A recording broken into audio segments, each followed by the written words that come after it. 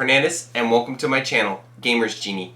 Today, we're going to talk about my top 10 favorite games that I got to try, demo, play at GenCon. That is why I'm wearing my latest GenCon 2022 shirt.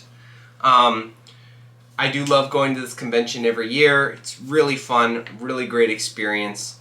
I know there are still some issues with everything that's going on now, but you know, GenCon is doing a wonderful job, in my opinion, trying to get everything going back to the way it was pre-coughing. And that is as much as I'm going to say about that subject. But anyways, these are my top 10 favorite games that I got to play at GenCon. It does not matter if they came out this year, last year, the year before, or 20 years before that.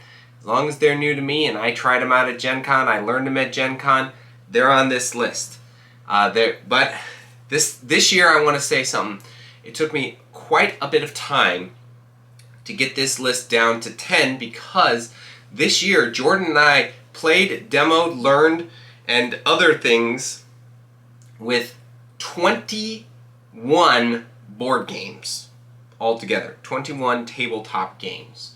So this crazy. So with that out of the way, let's count down.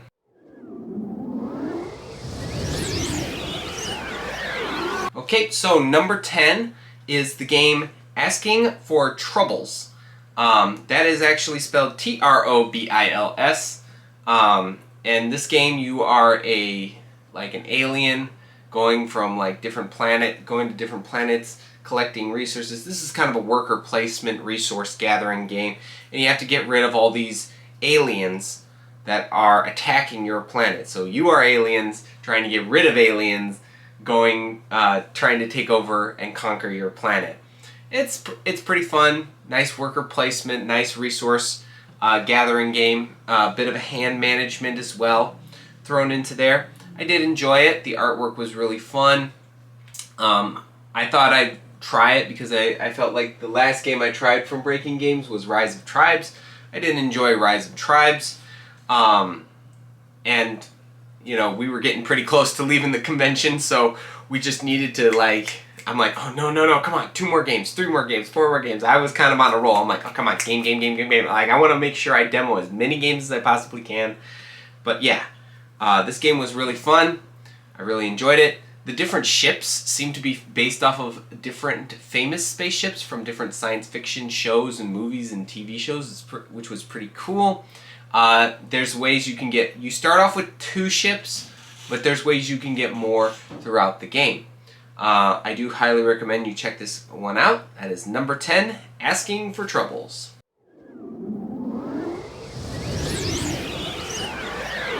Alright, number 9 is the game Museum Suspects by Blue Orange Games. I believe this was Blue Orange Games. Well, you know, that's what subtitles are for, to, you know, tell you guys I screwed up. But anyways, in this game you kind of have to, it's kind of like Guess Who, but you don't have to use the stuff that it's really hard to kind of describe. You know, it's like Guess Who, but a little more simpler to follow along, I guess would be the word, to figure out about that. Like, you could say this person doesn't wear a hat, and so you get rid of all the guys that wears a hat. Because these are all animals, by the way. They are not people. And thus far, if you pick games like Guess Who, and you've been on Twitter, you know games like Guess Who is an issue. But this game kind of takes out a little bit of some of the issues that people have been having recently with Guess Who, and they've been able to get that in there. I did like Museum Suspects. It was really fun. I always like games where they incorporate like animals, or I forgot what the specific type of animal is called. This isn't like an animal you find in the wild. They're called I think they're called anthropomorphic animals, like Goofy or Mickey Mouse. You know, they A mouse doesn't walk on 2 feet. He walks on all fours. He does have, I believe mice do have opposable thumbs though. Don't quote me on that. But anyways, back to Museum Suspects. This is a really good kind of whodunit. This does have some of the similar mechanics to Guess Who. You do need to guess like clothing, all that stuff. Did this, and they're all animals. So you could say like, did the suspect have feathers or fur? And you keep going and going until you get like the one true suspect who has all the stuff and it's a team game. That's another thing. Team game, cooperative games have been kind of getting a little bit of an uptick in recent times, especially for games that are more directed towards families. This is a very family-oriented game, very big. I felt like this would be big with kids. Although granted, just like all good games, in my opinion, a great game is a game that you not only can play with your kids, but you can play with your friends. Like, I'm 30, I could play this with my 30-year-old or older friends. That's what I mean. Anyways, number 9, Museum Suspects.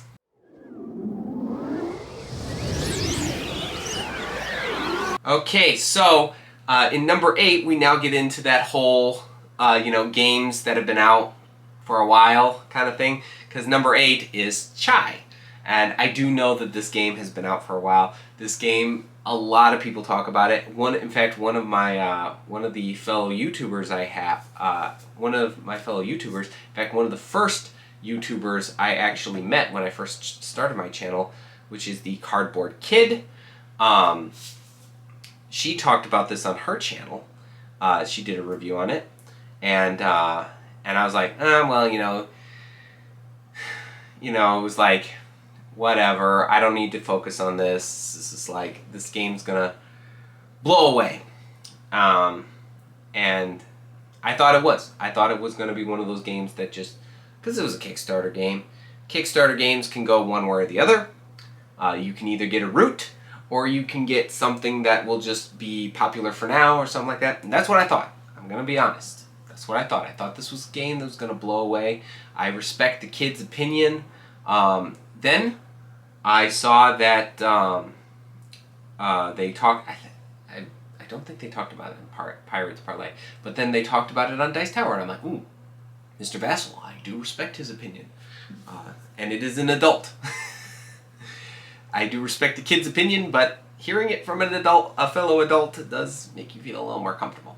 But then I heard it then I saw Rodney's How to Play video, and I was kind of like, from Watch It Played, I watched the Watch It Played How to Play video, and I was just like, I still don't know. It's tea, I like it, I can think of some people in my family who would like this, but I still, was pretty skeptical. And then, I watched, I think there was 3 or 4 top 5, top 10 videos that Mick and Starla did from Our Family Plays Games. And I think then that's when a whole bunch of other channels started doing it, and I'm like, okay, next GenCon, I'll go try this. Well, then the next GenCon came along, and I went to go try Honey Buzz, walked right past Chai. I walked past it. Didn't give it a second thought. And I'm like, okay. Next year, I'm going to try this game. And Jordan and I looked at each other, we're like, we're going to be playing this game. And then it's next year. Me and Jordan got married. We went to GenCon, and we played Chai. I loved it. Jordan liked it, I think. She's not here to nod along, so I'm just guessing everything. But it was a great game, really fun. I liked all the stuff in there. There was all sorts of little Easter eggs to books, TV shows, and all sorts of stuff that involves tea. I really liked it. I'm hoping to get myself a copy, either hopefully by the end of this year or probably GenCon next year. But definitely number 8, Chai.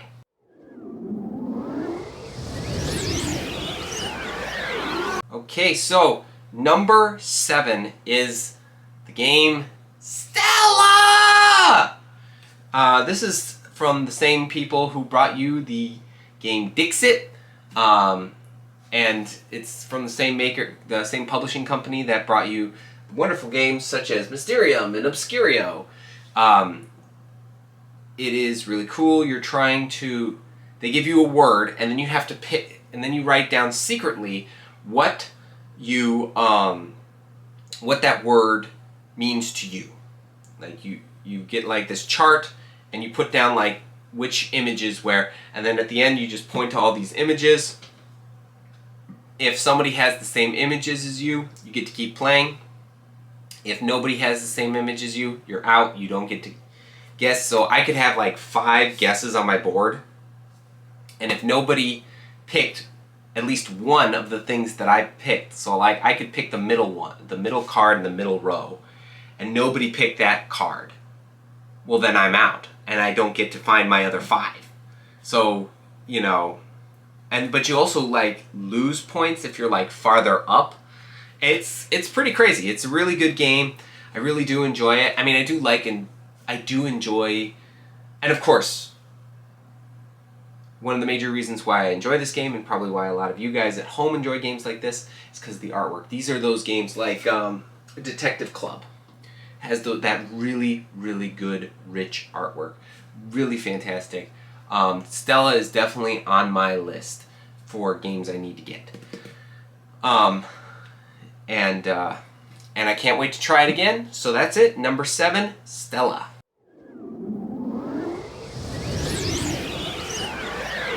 Okay, number 6 is the game Star Wars Villainous. This one was really good. I'm a pretty big Star Wars fan myself, and getting to play as my favorite Star Wars villains is a pretty cool thing. You got like General Grievous, Darth Vader, you got Asajj Ventress, you got that one villain from The Mandalorian, which I can never remember the name of. You got quite a bit of villains there to pick from. And Jordan and I went to Ravensburger to demo the game, and luckily the Lord of the Board himself, Mr. Sam Smith, hey Sam, how you doing, taught us how to play the game. It was really cool, and it was really cool to meet the Lord of the Board in person. So I just want to give a good shout out to Sam, say hi, hope you're watching this video. And thank you very much for teaching this game. I do recommend his channel. Feel free to check him out. He does have an individual video on how to play as each of those villains, as well as other villains from Marvel and Disney Villainous. So feel free to check that out. I'll probably leave a link down in the description below so you can check out his channel. But yeah, number 6, Star Wars Villainous.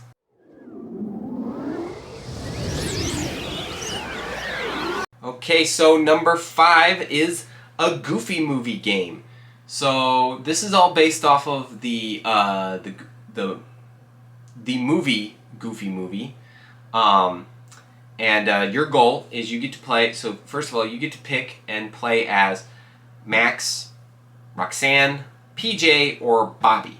You do not get to play as Goofy. My mother-in-law is very disappointed in that. But that's because she's a big Goofy fan. Goofy gets to take pictures and make memories and stuff like that. And Powerline is trying to get to the stadium. You need to try to get to the stadium to the Powerline concert. And so that's what you're trying to do. You're trying to move along the map to get to the Powerline concert. I can't really remember if it's one of those first ones to get there or if it doesn't matter. I'm planning on playing this game a couple times. This was the demo, so a lot of the stuff that I'm talking about, I'm going to have like, I can't remember this. But it was really cool. And Funko Games went all out for this one. By the way, this is by Funko Games. They went all out for this one. I think it was pretty cool because not only did you get to get that copy of the game, but they also did an event where they had Bill Farmer and Jason Marsden to come to the con to meet people, to sign the game or any other Goofy movie memorabilia you had or wanted to purchase. And so Jordan and I got to meet Bill and Jason, and I will put a picture up here amongst the other stuff of this game. And it was really cool. These guys were really nice, really great, and unfortunately we did not get that our copy of the game signed. If my mother-in-law is watching this, what copy of the game that we got? I don't know what you're talking about. But anyways, this game was really fun. It was really great. I think it did really capture the spirit of the movie. So if you're a big fan of that movie, I do highly recommend you try it out. If you're a big fan of wanting to play as Goofy, you're just gonna have to play as Max, and hope for that, and just kind of hope for that next best thing right there. But number 5, a Goofy movie, the game.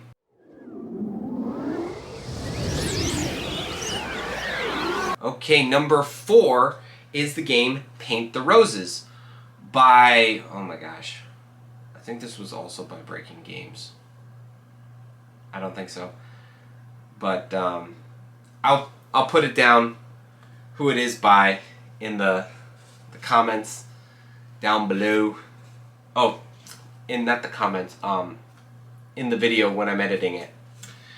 But anyways, this game you're not really playing as a character. This is one of those ones where you're kind of playing as yourself and you're working together as a team to try to kind of make it around the garden before the queen catches you. And she gets faster and faster the further you go in the game. If you get caught, you lose.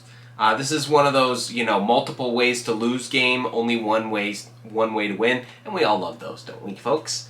But anyways, it's really fun because the first deck is the deck that everybody uses, and that's the easy deck, where you only have colors. So you can have a pair of colors. So it's like red, and you place down stuff on how many you have, and they have to guess what you have based off that. If you guess correctly, you get to keep moving up across the row. If they guess incorrectly, you're stuck, and the queen just moves forward. It's really fun. It gets you you start going for harder stuff because you want to get that distance between you and the Queen of Hearts. So you want to keep moving, and that is correct, by the way. This is based off of Alice in Wonderland, not Through the Looking Glass, so you can't use the term Queen of Hearts for Through the Looking Glass, and you can't use the term Red Queen for Alice in Wonderland. They are not the same thing, and I will explain why towards the end of this portion of the video.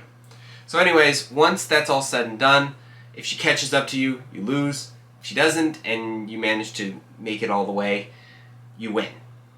It's really good. It's a really good team game. You kind of really have to do a lot of mind reading, though.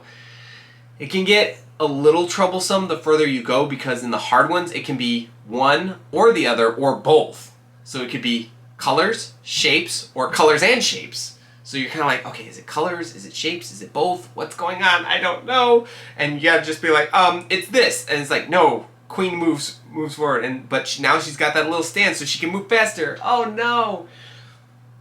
Okay, so before I finish this up and say number 4 is this.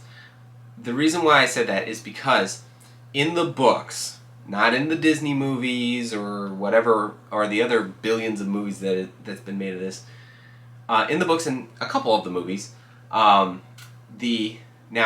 Disney has made it the Queen of Hearts is both of these things. This is wrong.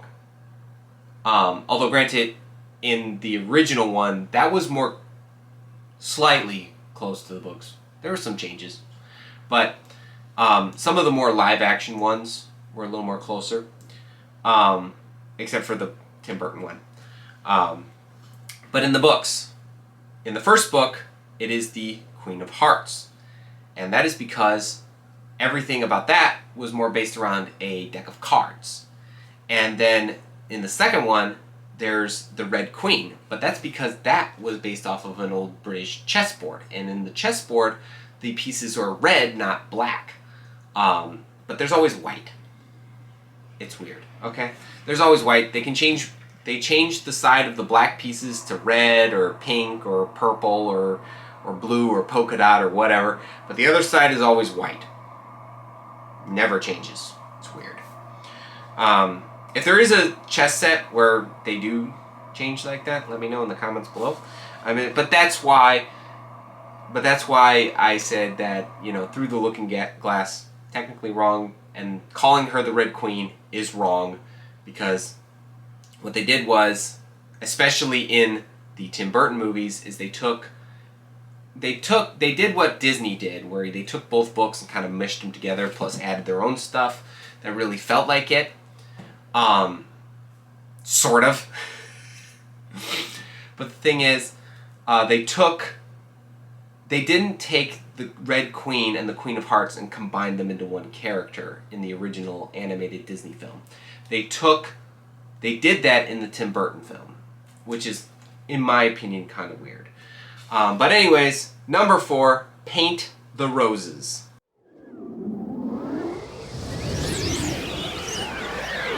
Okay, so number 3 is the game Wizard Kittens by Magpie Games. And I did remember that one this time. Wizard Kittens, I'm going to be honest, I was not looking forward to playing this game. I did it for a favor for my wife. My wife really wanted to play this because she likes wizards and magical stuff, and she likes kittens. So she decided that she wanted to try it. So I was like, okay, that's fine. And we tried it. I liked it. I enjoyed it. You have to remove these curses. You work together to remove these curses, but it also has a little bit of a take that element to it, so you can kind of mess with your people. You get to play as these different kittens that have like different pun names. I did get 2 promos from that, which I will show you whenever we get the Wizard Kittens game itself. So don't worry about that. You'll get to see that in due time. But it's a cute game. It's a fun game. If you guys like any of that stuff, I do highly recommend you check it out. You clear the curses by getting a combination of like these charms, these scrolls. They're very basic stuff, and you activate abilities and everything like that. And the one who got rid of the most curses wins. So it does have a little bit of a competitive edge, but not too much. So number 3 is Wizard Kittens.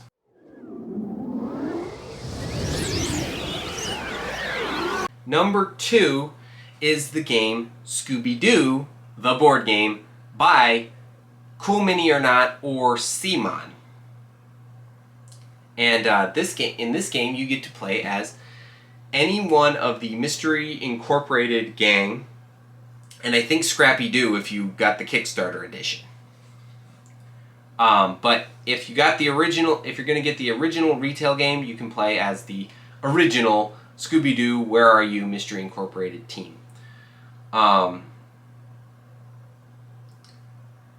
In that you have to move around the board. The monster moves around, kind of scaring people and doing stuff. The first time we played, Jordan and I kind of screwed up, and we're hoping we're going to fix that when we get our actual Kickstarter copy of the game. But it was really fun. It's really cool. Of course, everything I'm talking about, I'll leave pictures up in the thing. Excuse me. But anyways, I got to play as Shaggy, which is one of my favorite characters from Scooby-Doo.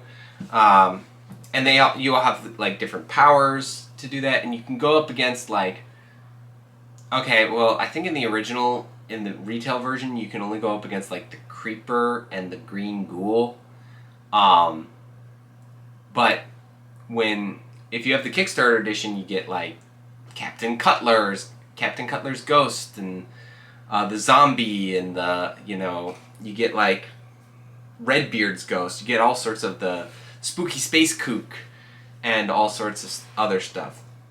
But this game is really cool. If you like the show Scooby-Doo, Where Are You? You will love this game because there are so many like Easter eggs and hints and nods towards like the show. So if you enjoy that show, you're gonna love this game. Number 2, Scooby-Doo, the board game.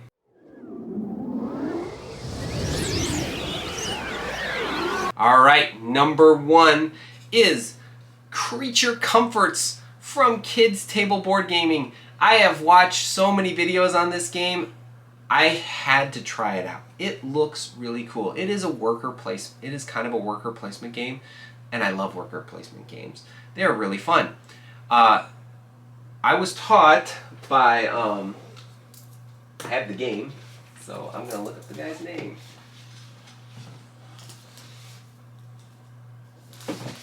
Josh Capel. I hope I'm pronouncing his name right. I was taught by him. He designed Wreck Raiders and I believe Haunt the House. But as you can see, I'm a big fan of kids' table board games. And so I had to try Creature Comforts. I tried it. Josh did such a great job teaching the game. I came back the next day, bought myself a copy. It was really good. I cannot wait to get this to the table. Really great, really fun, really exciting, great artwork, great gameplay, easy to learn, easy to teach, and I mean, I think this game was all around the best one. Actually, I kind of switched it a bit with another game, but I'm not going to mention which one I switched it with because I don't want to cause any tizzy fits. But anyways, Creature Comforts. Oh no, wait, I switched ScoobyDoo with another game. Creature Comforts definitely took the #1 spot for games I played at GenCon. That is my #1. Well, there you go. There is my top 10 favorite games I played, demoed, and goofed off with at GenCon this year. This video took me a little more longer to... I'm like really cutting it down because I just got back, like, as I'm filming this, me and Jordan got back like yesterday from our honeymoon. So, yeah. I'm a little disheveled. That's if I sound a little weird in this video too, I did kind of scream myself silly at Disney World. So, from going on thrill rides and seeing characters and all sorts of other fun things that we did. But anyways, if you enjoyed this list, please give this video a like, hit that subscribe button, and ring the notification bell to be notified about videos just like this. If you were at GenCon and you demoed some awesome games, please let me know the awesome games that you demoed and liked in this GenCon or previous GenCons, and even the GenCons online now. So just leave those in the comments below. I'll love to hear from you. Be on the lookout for our next Top 10s list, but until then, thanks for the views.